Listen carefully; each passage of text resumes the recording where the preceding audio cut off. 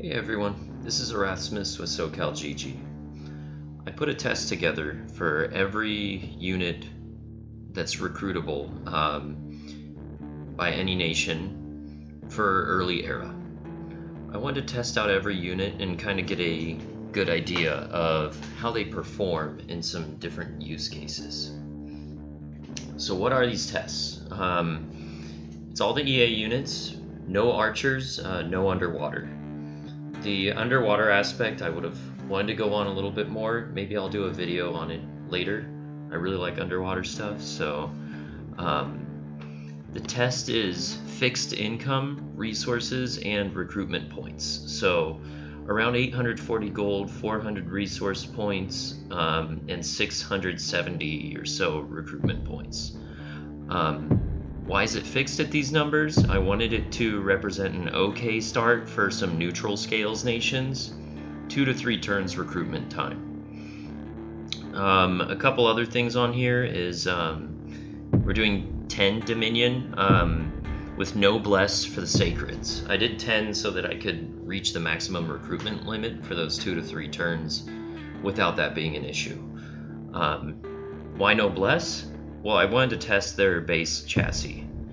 And you could add blesses onto that later and they'll get even better than the score that I'm going to show. So there's a couple things with these tests that are really important to understanding what it means and what it's trying to answer. It's taking an expansion test as the first filter, basically, and then doing the high performers from that expansion test as another filter. At the end of that, I then did an elimination round to determine who was basically the ultimate unit out of everything I found there, given some assumptions. But anyways, so for this first part of the test, I take light javelin infantry, heavy infantry, the very heavy armored type, because there's a few different IDs for them, and heavy cav. So I give them an equivalent amount of recruitment or points that I had mentioned earlier to the units we recruit for the other nations, and we just continuously recruit those until we've used up that bottleneck for the 2 to 3 turns. So if I gave like a quick example,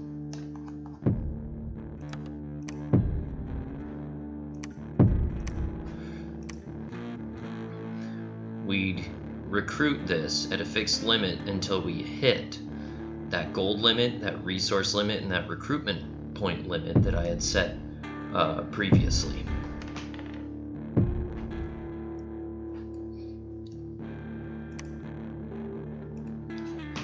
So I do that with each unit in the game and then test them up against the light javelin infantry, heavy cav. And then the winners from that get an A or S tier scoring, I move them to the next group. So I'm going to stop here before I start showing some spreadsheets and stuff. And I want you to take a bet with yourself on who you think will win the entire thing, or who might be the best performers in your nation. I had a lot of assumptions going in. I will say that a lot of the results that I found do follow the wiki pretty closely, so there's not a ton of surprises, but maybe if you invest a lot of time with some of these nations, it might be useful to see some of that. Or if you want to start a new nation and start off on the right foot by picking a unit that might be good at expansion and then good at answering other players' elite expansion. So now, I know this is kind of a long intro, so what's helpful about this test?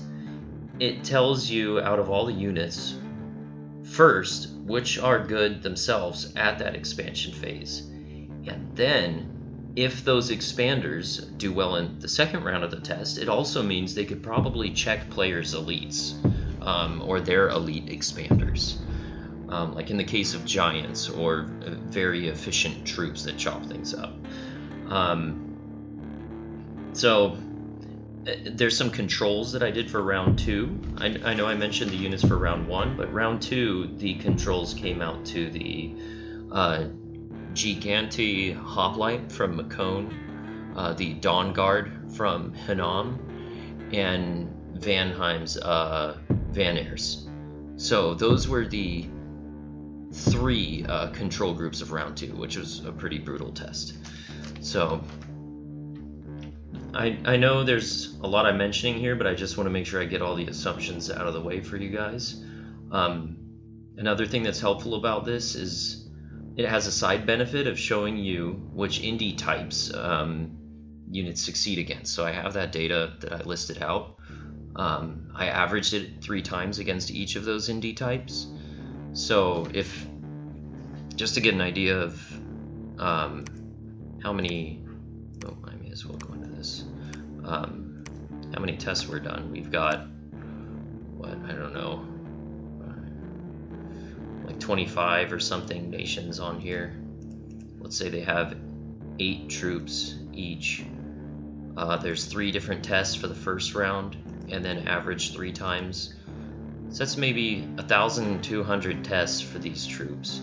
And then there's a second round on their A to S tier, so plus maybe, I don't know, 300 more tests. And then there's another elimination round, so maybe another 200 tests. So this took a long time testing things out, and a lot of reloading saves and just changing some parameters on the arena map.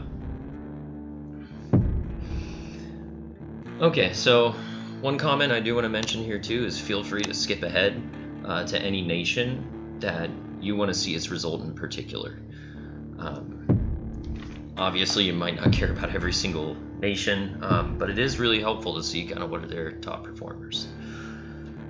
A few more preemptive assumptions, calculations, shortcomings is this test doesn't consider several factors that might make a unit good.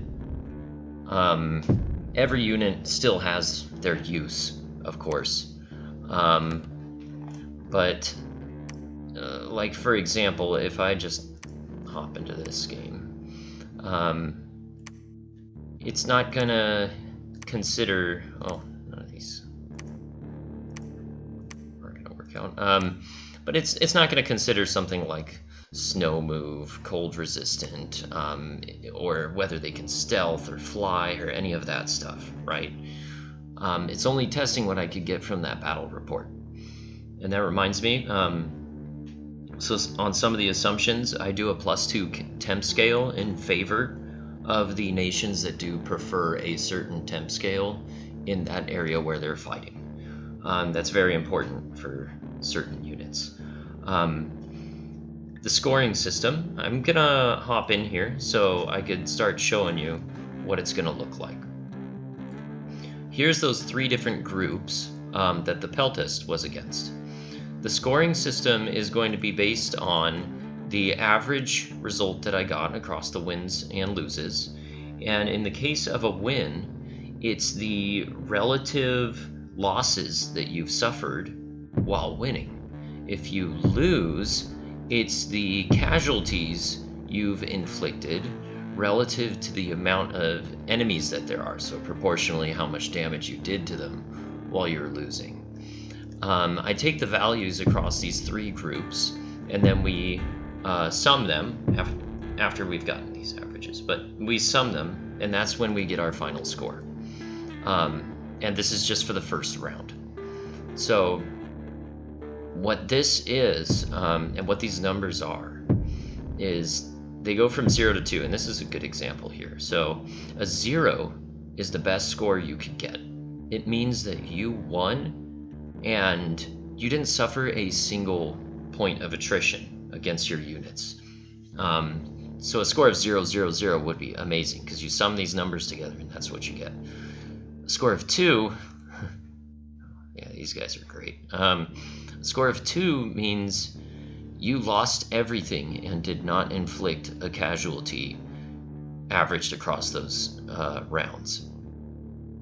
So that's pretty bad. Sometimes the number gets higher than 0, but it rounds back down to 0 anyway, so it's just not good.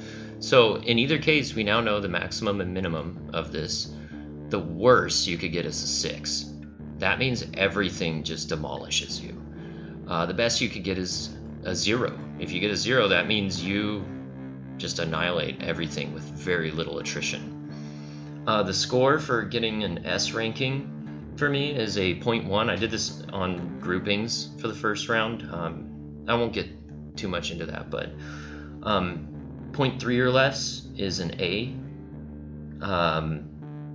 And then I wrote this out here somewhere, but so basically 0.1 or less for S, 0.3 for A. I believe for B it was 0.8, and 0.8 to 1.8 is a C, and 1.8 to 3.6 is a D, and then 3.6 and above is a fail, or F. So when you see these scores, just think of it this way. S means you win with little to no attrition. A means you win with very slight attrition. B is you win with some attrition. C is you win with moderate attrition. D is you might win, you might lose with moderate attrition. And F is you'll probably lose with moderate to high attrition. In this case, it's like ridiculous attrition. So I do want to mention that Bs are still very good. Bs are fantastic, especially these low Bs. They start approaching 0.3. They pretty much almost made it to the next pairing. A couple more assumptions that I want to cover is Bakemono are not at discount in this test. No formations are used. I try to keep commanders out of every part of the calculation here, as well as sniping when I can, but after doing so many tests, I might get a little tired and not notice that a commander got sniped, so that could get in there. Gladiator units that leave post-battle after being wounded don't count for losses. That's a very big one here. And caves or terrain bonuses don't apply, so I'm using that fixed pool. So obviously those are going to play to advantages in certain ways that we're going to see work out. This test is pretty biased against high production units. If you run a 3 times production scale, it will influence the results, but would also mean the indie test would be proportionally harder because the indie recruitment points I used are bottlenecked by production. But the Myrmidon, I could see something like him with a high prod value, maybe getting a little better against these light infantry. So this means light infantry, heavy cav, heavy infantry. So these are kind of the important thing. You could see on which group it is that they're going up against. Light infantry, heavy cav, heavy infantry. For the round 2 test, there's the Vanir, Dawn Guard, Gigante Hoplite. And I think we've pretty much covered everything that I want to cover about the biases and the differences you might see when running this yourself. Again, I took the average of these results, but it can swing quite a bit sometimes. Made the mistake of not recording it individually to give the standard deviations so you could have an idea of that, because it seemed better to do it by hand, but I regret that decision. Alright, anyways, let's hop into it. So, up first, we've got Arco. So Arco actually scored pretty good here. You can see the Peltis got a B. It's pretty nice. They won across these 3 different groups. Have quite a lot of units to work with. This is the number of units that they're able to use, or that they're deploying for this. So we had the Cardasses too. They did really well. 0.3 means they are just on the cusp of being a A-tier unit for these tests. 50 troops, get quite a good amount, and look how little attrition they suffered, but the heavy cav got them. It's not something I'd expect, because, you think like spearmen and stuff do great against heavy cav, but the Myrmidon, pretty good unit too. just against the light infantry, they didn't do so hot, and that really hurt their score. So that was a tough thing with them, and I think I got the mod inspector pulled up. Ah, shoot. Here we go. So we could take a glance at some of these units too along the way.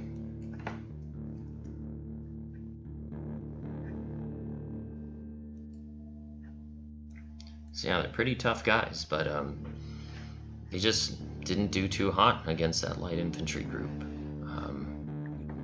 Could be that encumbrance too, they just get fatigued really hard over time.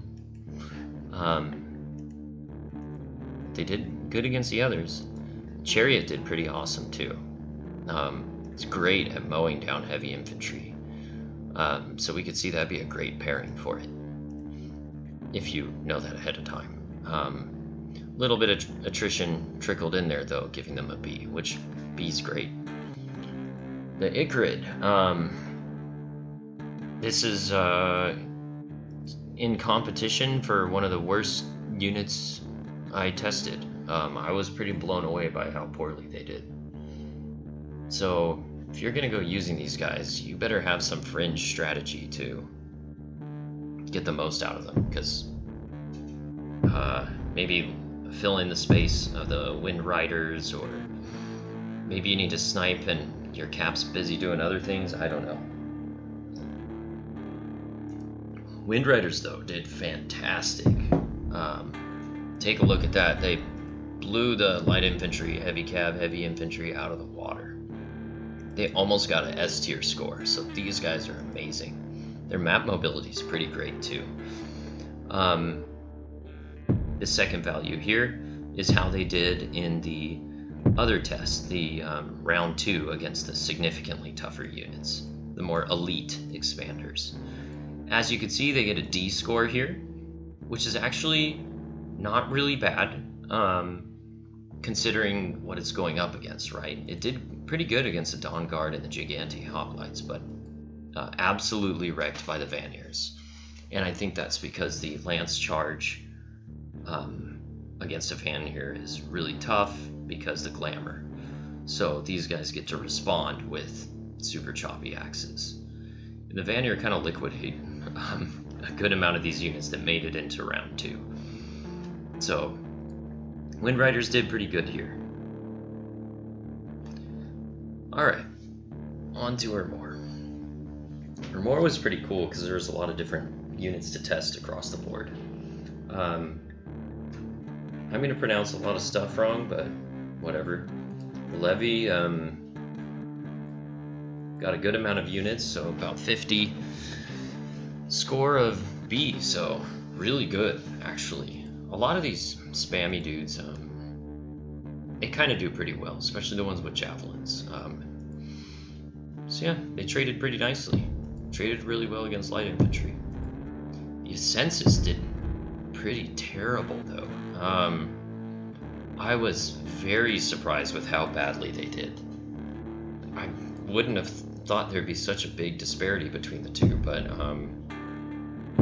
they just ran off like all the time during the testing. So that's a very bad score. The Rararis did okay. Not too great, to be honest. Maybe we could use a little bit more prod here. The Hystasis, though, did pretty darn well. Look at that trait against light infantry. Pretty impressive, and altogether it's probably a good expander as long as you can avoid getting nailed there. The Principe, I don't know, did really well as well. Just look at that light infantry trait too. So we've got some great candidates for trading well against light infantry in Ermor. The Triarius, they just did not do too well.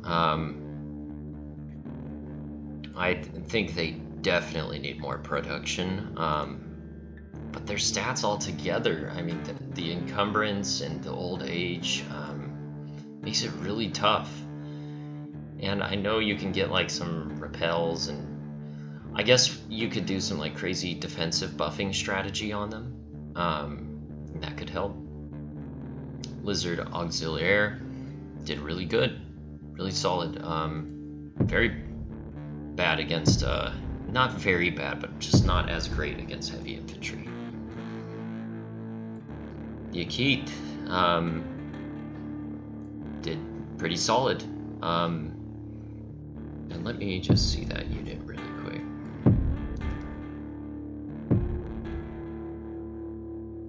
So yeah, these Cav in general does solid. And Sacred Cav, even without a bless, does massive work. We're gonna see that show up, but yeah, these Cav just are really decent. Look at that trade against light infantry, just throw them at them. So we see just all these answers to light infantry in Ermor. The Retiarius did amazing. I don't think anyone is going to be too surprised there. They trade so dang well against those heavy infantry. And we could see a second scoring here because they also made it into the next round because they got an A. So, again though, important note is these scores do not include the ones that leave after the battle because they're wounded. That's a huge deal, and it really negatively impacts their use later. So we're kind of being blind to one of their big weaknesses. And just again, in case you jumped in here, what these mean: light infantry, heavy cav, heavy infantry. Gladiator did good too. Just centimeters behind the Retiarius. But oh man, they just get so many units because I believe they're gold bottlenecked in this particular test. So you can throw a lot of gold out and you could answer an issue really quick. Maybe you have a hard spot to expand to, or maybe you got to defend against a player. And then Akita the Shroud got an S and a D. So again, the second score is how they did in this test on my right. Retiarius, Gladiator, Akita the Shroud. They did great in the expansion testing, but how they do against the more elite units, we see that Cav starts to fall off. And that's something we see in a lot of nations, is against those elites, Cav just doesn't do as well. But the Gladiator and the Retiarius, look at that, 0.37, and this is a tough test. 0.73, that's an amazing score against these kind of units.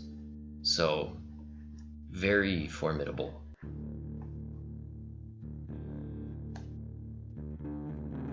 But yeah, look how well that trades in expansion there.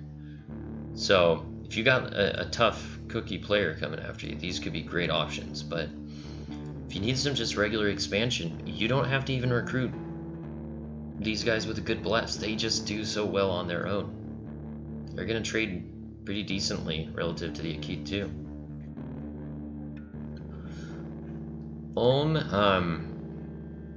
They're solid, but this is just not the type of test for their nation. I think if they started with the elite unit test first and then we filtered from there, they would have done pretty good, but kind of goes against the logic of this test because you want to start with an expansion phase and then you're going to figure out who the players are you're up against. So you might not know to counter them with particular recruitment at the beginning of the game. That being said, Ulm did good. I mean, they've got Bs, some C's across the board, but nothing that's D or F, which is really solid and very rare actually. So you can see the Warrior really stood out at 0.4. Again, 0.3 is our threshold for being into A tier and moving to the next test. Steel Maidens did very solid. Steel Warriors also did pretty solid, but the Iron Warriors, this is just not their test. Again, the amount of units 40. What they're up against: light infantry, heavy cav, heavy infantry. Marverni's in a pretty similar situation as Ulm. You can see a lot of Bs, a lot of Cs. But you see nothing going into A and S, so they don't even make it to our round 2. So they're going to need some extra help engaging a tough player. And this doesn't test their tattoo abilities either. But if you check out the Ambivate Noble, that's really solid. Especially relative to some of their other lists that seems just kind of okay. You're going to have to look at the trades here to see maybe what they're specialized against. Like, Marverni Javelins are going to do good against heavy infantry, but light infantry, oof. It's like flipping a coin here. Score of 1 is basically a coin flip. You could see the Ambivate Nobles did really solid too. Look at the heavy cav and heavy infantry trade. So we need something to trade better against light infantry. And if we take a look, let's see, 0.3, 0.2. We got any that trade super well? There we go. Yaponi Knight. So the thing is, you could do stuff like taking a 0 score here and something low like a 0.08, and now you could trade super well if you know the composition of the opponent. So the opponents did pretty good. It's a solid nation. It's just nothing really broke that threshold into the A or S grouping. Sauromatia is full of some pretty cool surprises. Overall, their units did pretty middling. The Sauromatian Raider is kind of a ranged unit, so I don't know if it's fair to say that that's really an F. But looking at the rest of their units, we could see a C score on this is not too bad. It's really close to a B. The Cataphract traded really well. Look at the trade against the heavy infantry, so it's almost crossing into A. Got the Hatchlings scoring a C. Problem with them is the attrition they suffer make it so it's like, But look at the light infantry trade, so they could be a good matchup there, but when they encounter armor, they run into some problems. But it's a good score still. Here I go with the names, the Orpata. We get a AF, which means they do really good at expansion and really bad against elites. That spelled that wrong. The Androphag, they did amazing. Expansion, they seem to have suffered less attrition than the Orpata on average, which was pretty surprising for me. But it puts them into a new tier, so they made a S because of that. And there's the Hydra, which dominated these expansion tests. Like, look at that. That's crazy. But we see F, D, D. So let's look at that really quick. So we see these three right here. F, D, D. Overall, they seem to have done all right. I mean, the Androphag still traded. They traded okay against the Dawn Guard and the Hoplite. You could see the Hydra doing really good against the Hoplite, the Gigante Hoplite, but against the rest, not too hot. These are tough matchups, though. But the Androphag seem to have traded better. Spelled it wrong there too. Tien Chi. This one was kind of sad, to be honest. A lot of their units do very poorly at trading. You can see they're still likely to win, but we get a lot of Ds. So you're going to take a lot of attrition trying to expand with these. What that shows me is they probably need some more production scales to really get the use of this. The shield footman with a spear. He did pretty good though. But we see like they have problems with the light infantry. They don't trade too well against them, cost for cost. So there's a lose, there's a lose, there's a lose, there's a lose. So we could see they have a challenge with light infantry. Not so much with the heavy cav or heavy infantry. Oof, yeah, they need some more production there. The horsemen just didn't do too hot, but we'd mix these with something else, I think. They did do really good against the heavy infantry for some reason. Could look into their stats in more detail on why they do that. But the noble, this is the guy of the list for sure. Traded super well here. Took only a little speed bump on average against the heavy infantry. And then the warrior of the 5 elements just flopped completely. This is one of those units where you need a bless to make them work, or you need some higher level magic to get them the defense they need, because otherwise they're just going to evaporate. They're like water. Where are the 5 elements? Okay. Anyways, the noble though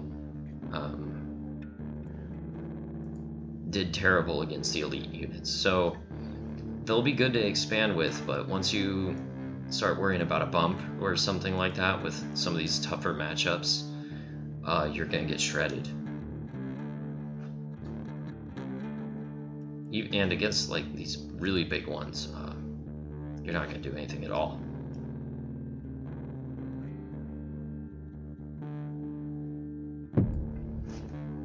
Machaka, this was actually a really fun one, and a pretty surprising one.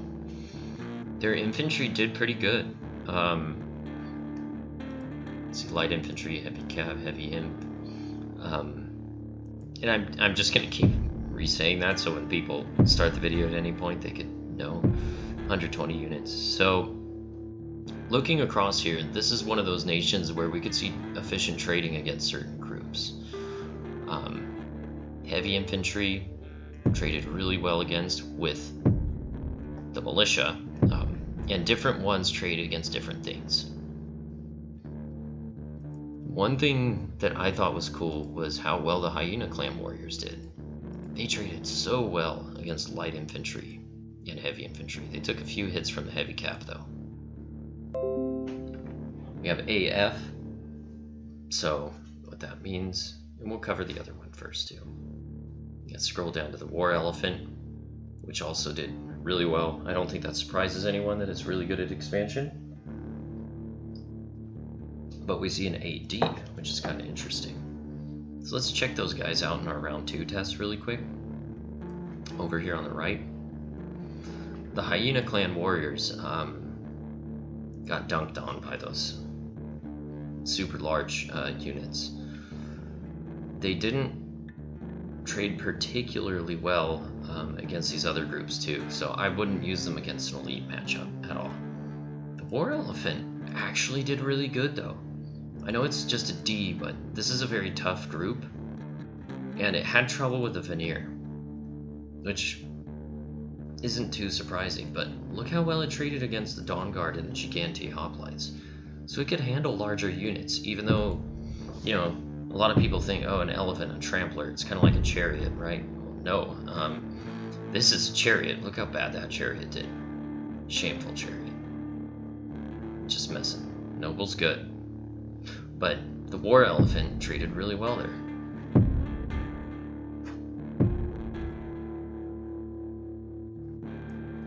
Scrolling through here, it was fun to try out the other units too, and you could see they do trade well against certain things. Spider Clan Warrior did good on heavy infantry. A lot of good heavy infantry traders. Solid B score right there too. So remember too, you could think like, oh, these really low scores could kind of be an S in its own category in a way, if you figure out how to deploy them right. War Lions did pretty good against heavy infantry too.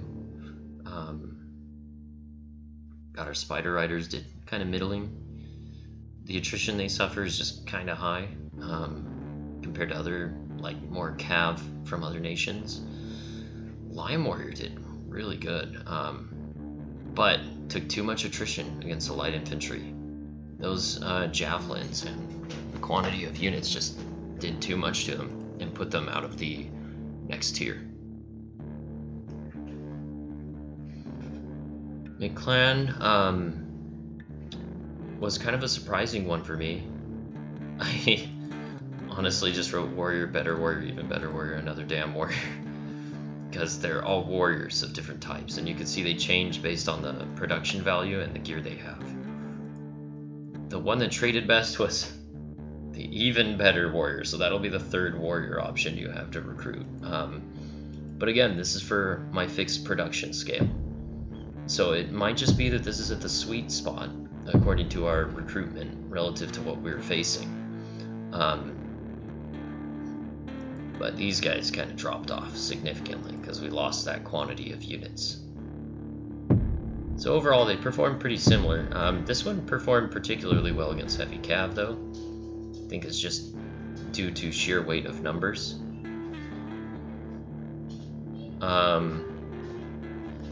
Give me one sec.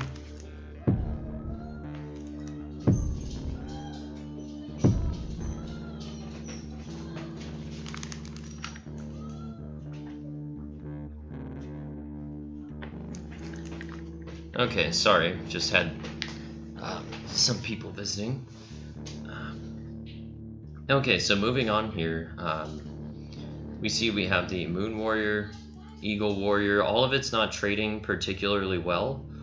And the Sun Warrior, a lot of these units just don't really perform that great. Feathered Warrior did okay, surprisingly a little bit better there. I didn't expect that.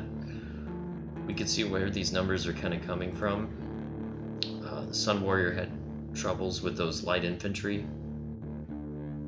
And the Jaguar Warriors, this one surprised me. They had an issue with the light infantry. Taking the javelins really hurt their chances at moving to the next tier category. So, yeah, unfortunately, that's what booted them from going into the next stage, which would have been the elite tests.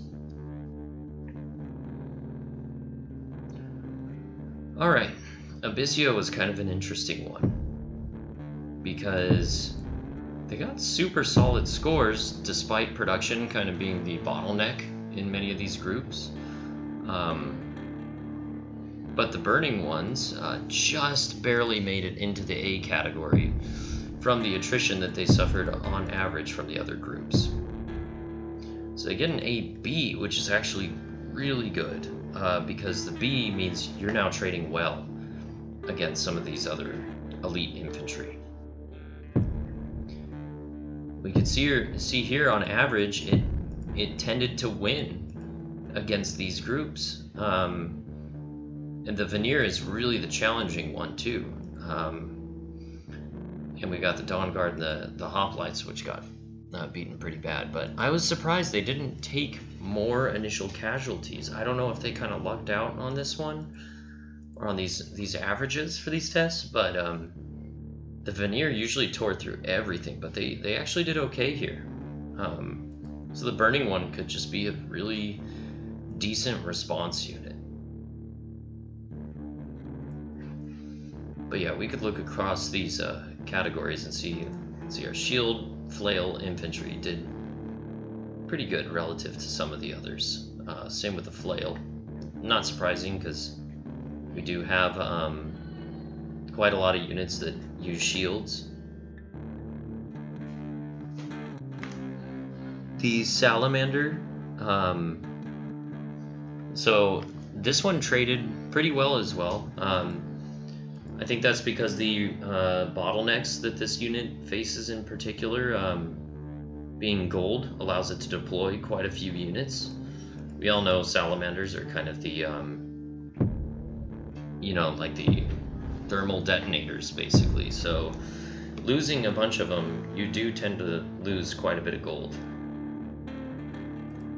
The Misbred, we get a C. It's kind of fun testing them, but they suffered too much attrition from those light infantry.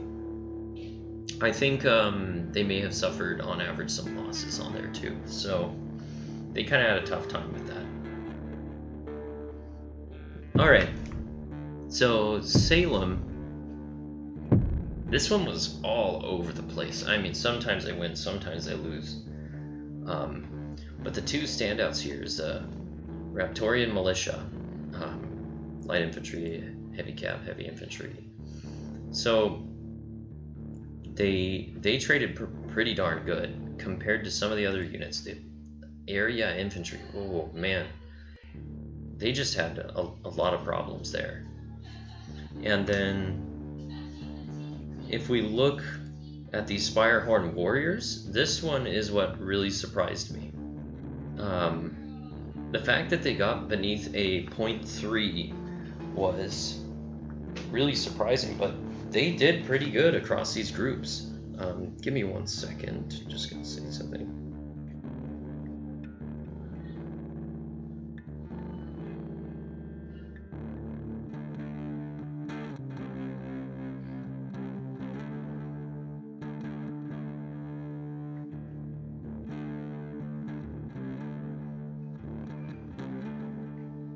Okay, so we also see here, sorry for that delay there, that the Spirehorn Militia also did not do too well. So you've really got to look at what they're performing good against relative to, and maybe some of these prod scales have to change. But the standout we had is the Spirehorn Warrior, which unfortunately in the round 2 against the elite units fell apart. So we got here that they took a ton of attrition and evaporated from the veneer and the Dawn Guard.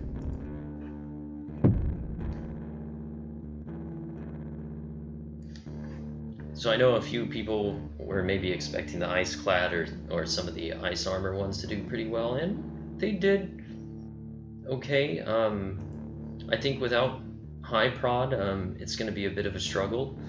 The Area Temple Guard, though, did actually do pretty good. And who's surprised that the Mammoth didn't do pretty awesome. But not enough to get into the ARS category for the next round of testing. Ctis, they had one thing that stood out completely. That's the Lizard Chariot. The Lizard Chariot dominated everything in expansion. One of the top performers. But as you can imagine, when we went to the elite unit test, they fell apart. They got dunked on by almost everything except the Dawn Guard. So they're not going to be a good response to elite units.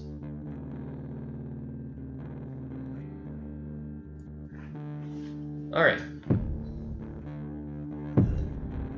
Sorry, just getting a drink. It's a lot to talk about. The rest of their units without more production have some massive issues. They're almost a coin flip, or well worse than a coin flip against regular light infantry with javelins. So that's a major problem for them. They just do not trade too well against them. Even 3-to-1, they're having a tough time. And as we could see, the ones that do stand out are the Slave Warriors and the Elite Warriors. So the rest of these units up here, without cranking out more production, they're going to suffer. I think the Falchineer's kind of in the same boat. Just needs more production to make full use of their units. The Runner, this is not a really good test for the Runner. You kind of don't want to throw them straight at the front line, but the Slave Warrior and the Elite Warrior, some very good traits there, especially the Elite Warrior against the heavy infantry. Not quite an A tier though. Serpent Dancer actually did pretty good too. I bet with a bless you could push them up by quite a bit, but you might need to be a little specialty with it. Doesn't look like you'd want to throw them completely at light infantry though.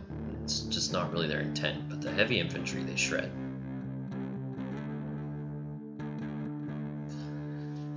So Pangaea is pretty stacked. You'll see a lot of bees. See, and again, light infantry, heavy cav, heavy infantry. But look at this, they've got 3 groups that move to the next stage. So that's pretty crazy. And the fact they have bees across everything just means they're a very solid nation. Whatever you pick is not going to be particularly bad. You can see the Satyr was not good for trading against heavy cav. Each of them kind of have their special case uses, I think, but even the Reveler did pretty decent there against heavy infantry. Then we'll see the Minotaur performed super well against heavy infantry, but struggled against the heavy cav. But these 3, I mean, they're all in A, and then look at the Centaur Warrior, we got a B over here. So A-B means it performed super well in the elite unit test. That's something very noteworthy. So these other 2 units, they can't handle the elites quite as well as the Centaur Warrior. So this is a very good unit, and the thing that surprised me the most about this was not seeing the White Centaur perform up there. So he did alright, but I did see a noticeable difference because the amount of units that I'm able to field between the 2 of them for this restriction that we have. Now, of course, with the White Centaur, you could stack a Bless on them and make them much better, but Centaur Warrior is a good option.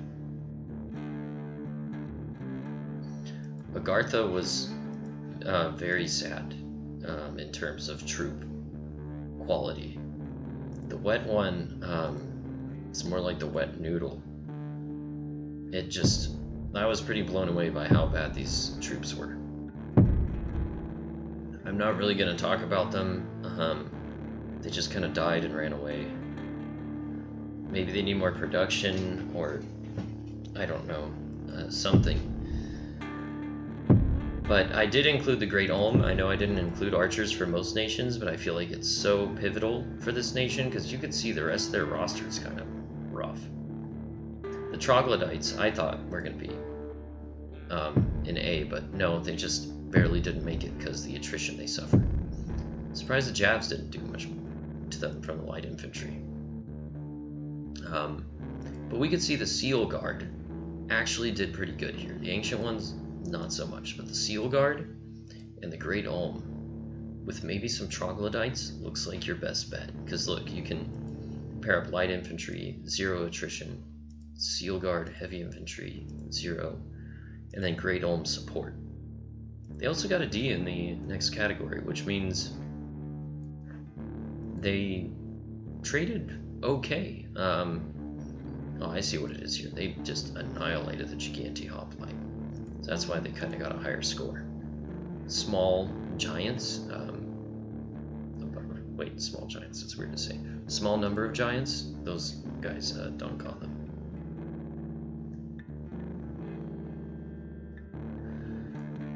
Alright.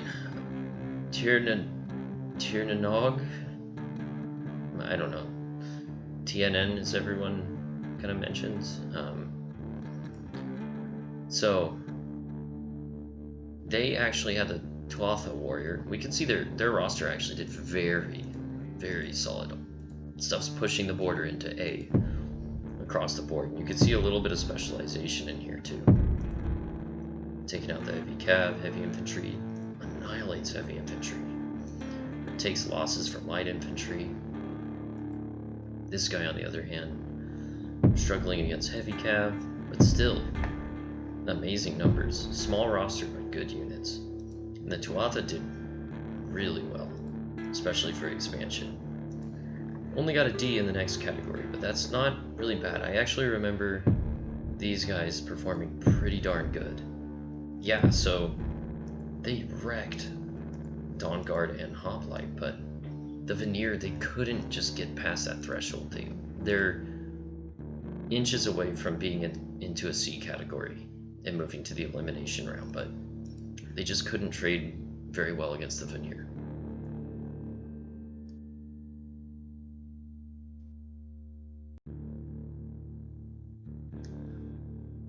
Fomoria is another stacked list nation. So we look at them and they've got all these Bs, an F here, well, it happens. But we could see here the javelins, the spears, the warriors get an A, the Midians get an A, unmarked get an S, Fomoria giants get an A. So amazingly well-performing units, just across the board, really good.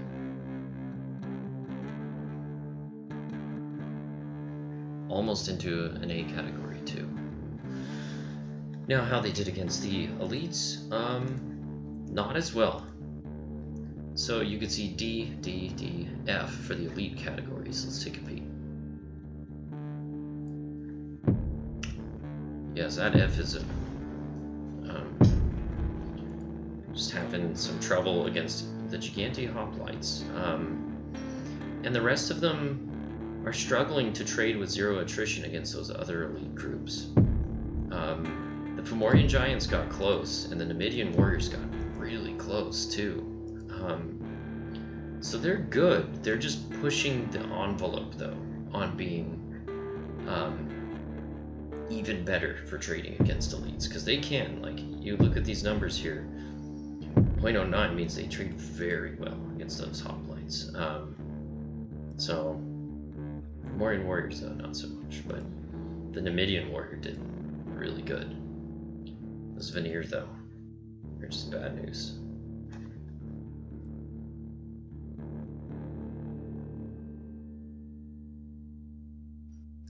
Next we've got Vanheim. So Vanheim's another nation that's pretty solid across the board. The Surf Warriors are obviously whatever. But we see B on the Huskarls. Herdmen, we get an A. They move to the next test. We get a D. Mounted Herdmen, doing really well.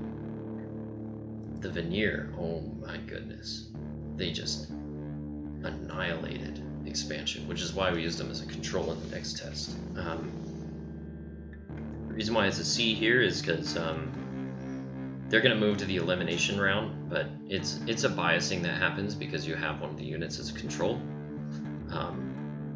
But they did really well, and obviously in the expansion they blew that out of the water. The Fabor is up there, top tier unit with the Icarids and the web ones. Let's take a look at their elite exchange, though. The Herdmen had massive trouble against the Veneer, but lucky you won't be fighting those, will you? The rest, it actually did pretty good. Mounted Herdmen kind of struggled. Again, we see that the Cav fall off on this second test. And the Veneer against the other two just kind of kicked their butts. Dawn Guard suffered, they suffered a little bit of attrition there, but not much. So they make it to the elimination. I wouldn't say a C is very fair, but that's just kind of what happens from being a control in this case. Because, how are you going to trade against yourself? Helheim, we see very similar distribution, only differences down here. Valkyrie, Hellherding. Could be a little difference here in the numbers, but we see the Valkyrie did terrible in the elite unit test. The Hellherding did actually pretty good for a mounted unit in the elite test. Amazing at expansion, though. And the Valkyrie, pretty good with expansion, surprisingly, too. Look here at the exact numbers. Oof, yeah, don't send these guys against giants. Unless you're sniping a commander. Hell Herding, they did pretty good against the Dawn Guard and Hoplite, but the Veneer, struggled.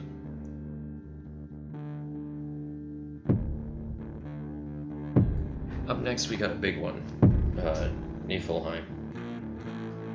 Again, this is another stacked nation. Really stacked. B, A, B, B, A, S, S. Like, holy moly, did they do good. You could take anything here and throw it at Indies, and it's probably going to trade really well. So honestly, just take your pick. You're not going to have a bad time, but look at these Nifel Giants, though. They get an A in the next test, which is massive. I don't think anything else got an A in that category, which is the elite unit test. But they won like everything. The Herdmen get a D. Gaudi Oscar got a D on that second test, so let's take a look. You can see some very different numbers here. So the Nifel Giant even took out the Veneer, which is immense. Again, this isn't a cold scale +2 battle. But the Gaudi Huskarl did pretty good. The Spear Warriors, not so great against the more elite units. We could see you falling off against the Dawn Guard. The Herdmen do pretty solid, though.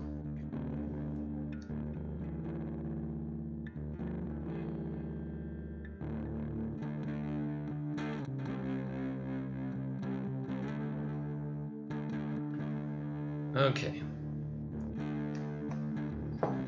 So we see with Russ. With Russ, we've got some low-performing units, but that's just the initial testing here. But the Chud Warrior, Berserker, and Skin Shifter do pretty good.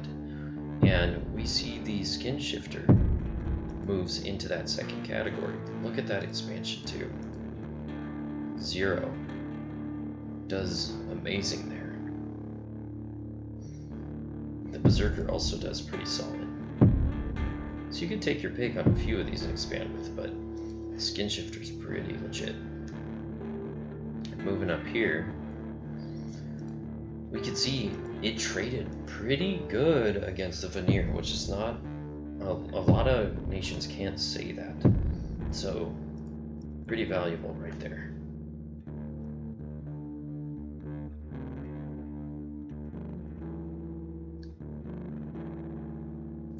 Up next, we've got Kailasa, which did kind of struggle. The swordsmen, a lot of their guys had trouble with the light infantry.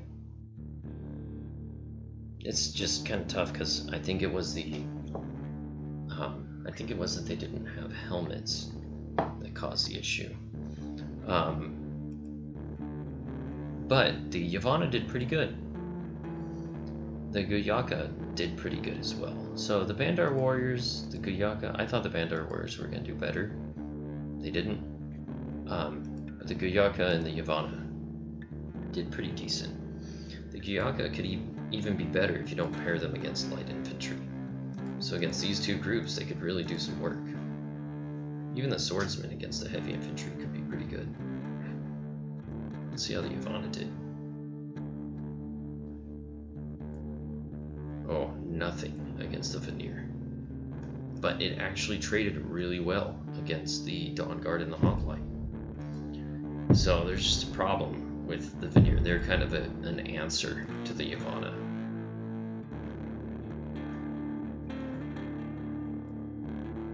Like a hard answer in that case. We got Lanka next. They got a little bit more diversity with those choices, with some very similar types of units. The Kalamuka Warrior did pretty darn good. We could see insanely strong testing against the light infantry. And the Palankasha against light infantry as well. So they did pretty darn good there. You can mix them up with however you see too. Bandar warrior with armor still did pretty good against everything but the light infantry. Those monkey units just kind of have a tough time with light infantry. But this would solve your problem. How'd they do on the next test?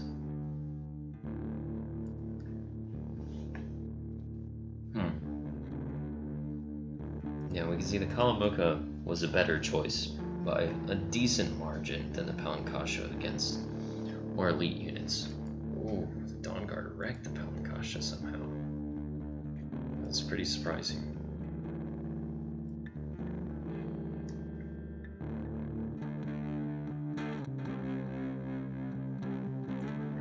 Yomi is a awesome one because these Bakemono show Yari. In fact, the bandits didn't do too bad too. I was surprised, outperforming quite a lot of other nations. Even the guys with the clubs were pretty decent. This is without their discount, so this would be like 160, 170 with that discount. But they get an AB. The light infantry hit them a good bit because of the jabs and stuff. But look at that, and then a B means they're trading against elite tier units. Look, they can win against the veneer even, which is something most nations can't say. There's a lot of attrition, but still, holy crap, like, I didn't expect that. They did really well against elite units, so that's an awesome showing. I like that because, you know, anyone could recruit those Yari.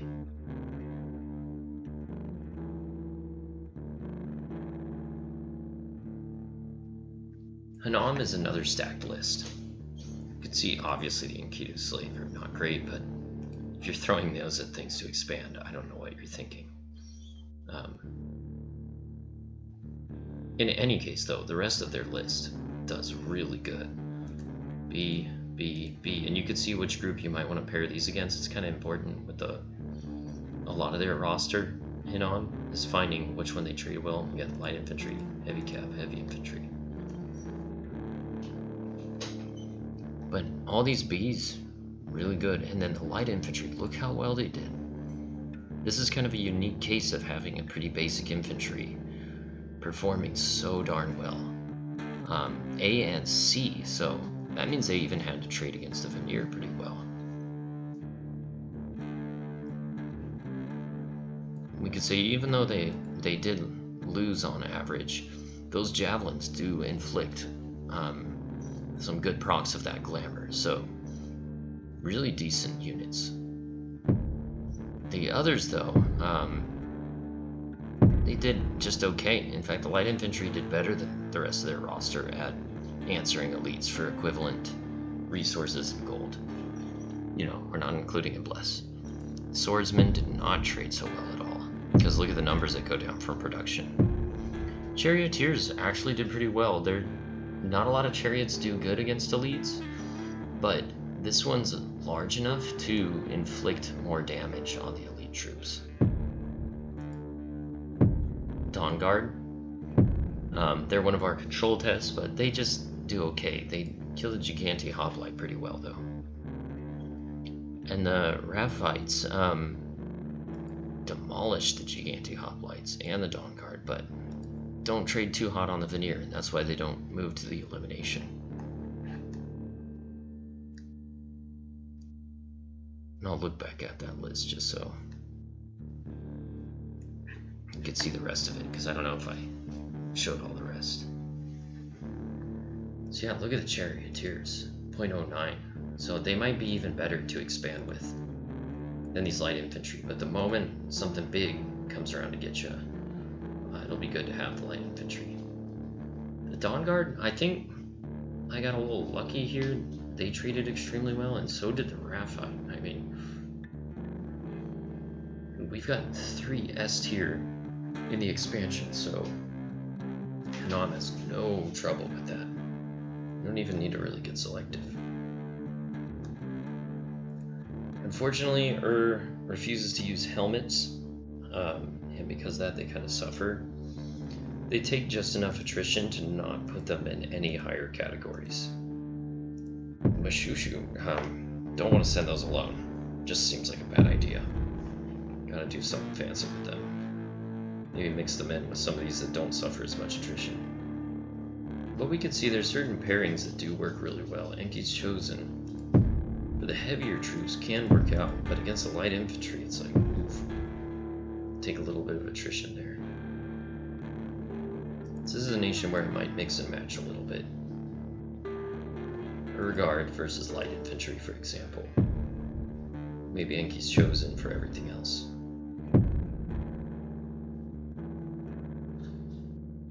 Berytos was pretty boring to test, lots of human stuff. Got a little more exciting near the end, because the Kailasa warriors, they did really well during the expansion test. But the rest of these, I guess, kind of take your pick. Might want to change your scales to get a little bit more out of these if you're finding them around the C range. Lancers do really well. Struggle a little bit more against blobs of infantry with javelins. Or if elephants are always good, they trade pretty good against elites too. And the Colossi warriors did pretty solid, but let's see where they kind of fell through. The results for the war elephant are going to be in Machaka, because I tested them on there. So we could scroll up really quick and see them. So again, actually pretty good exchange against elites, despite being a trampler against elite units. But the Colossi warrior did alright, but they just couldn't kill any veneer. And that was their downfall in this test. They traded okay, I guess, against the Dawn Guard, but not amazing, still lost half their troops.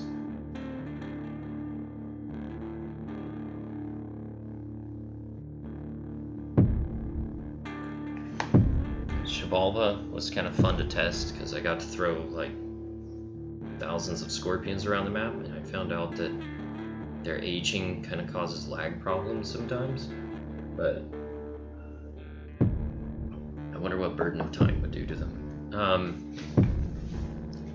In either case, though, we get bees kind of across the board, but this is something where I would pick and choose what they're working against and maybe deploy them in such a way.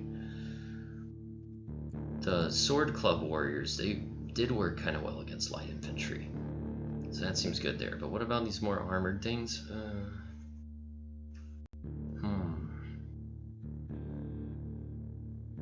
The Sun Guides did alright, actually. So I might mix... It's kind of hard to mix flyers in the right way so they hit the right groups, though. Like, am I going to have the resolution to be able to hit heavy infantry separated from light infantry? Might be kind of tough. The Scorpions did pretty good, though. The giant scorpions, that is. The rest, not so great. The light infantry, it was funny watching these scorpions, 336 of them. The light infantry just, they're on stomping duty. They just stomp around and eventually kill them. It was surprising how little these scorpions could hurt them, but eventually the dreaded tide of stingers eventually won out there. But nothing moved to A or S, so unfortunately they didn't qualify. So in terms of expanders, they're kind of lacking. Sun Guides might be a good bet, but it's not a huge difference. Mekone was kind of cool.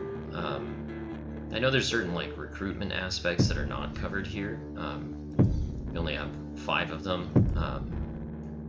But in either case, the Peltis did pretty good. The other Peltis did pretty good. These did horrible. I think it's just they need so much production to get going. But the Yggdramost just did really bad. But the Giganti versions did great. You can see the Hoplite suffered no attrition and could expand very freely.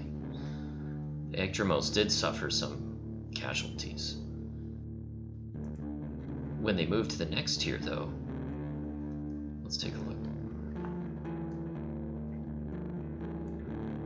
Oops. A lot of similar colors now. In the next tier, we could see the Ectremos performed a decent bit better than the Hoplites.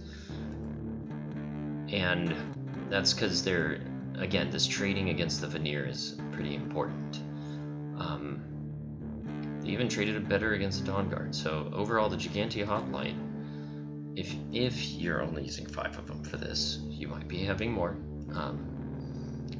But they did not trade too well against elites.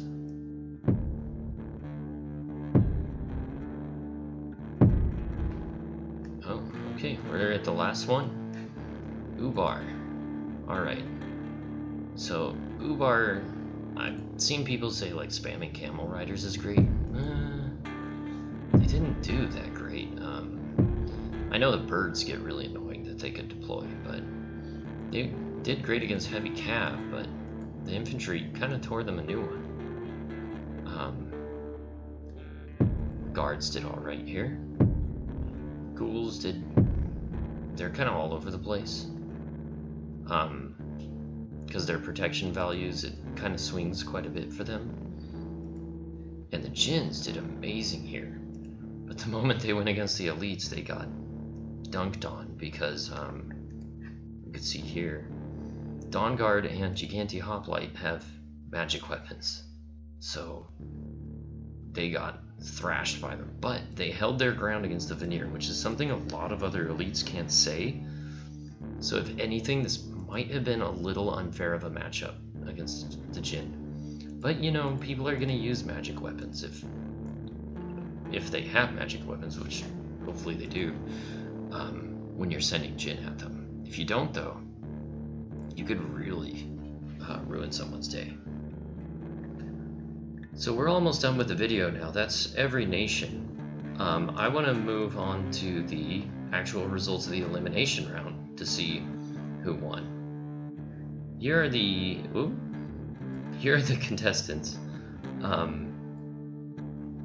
So now that you've taken your bets at the beginning of this video, now that we're at the end, these are the ones that made the A to S score on this list on the left, and the C or higher score on this list on the right, to be considered for who's the ultimate unit.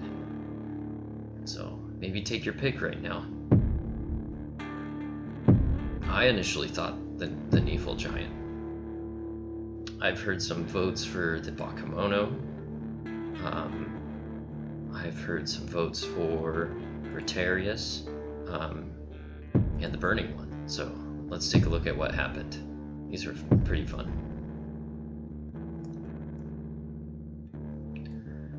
So these are the results of round 1 of the tests. I paired the Niefelheim Giant with the Rotarius because he's already scored so high on the elite test that he's kind of acting as the champion for this tournament bracket set. We see the Rotarius versus the Chud Skin Shifters.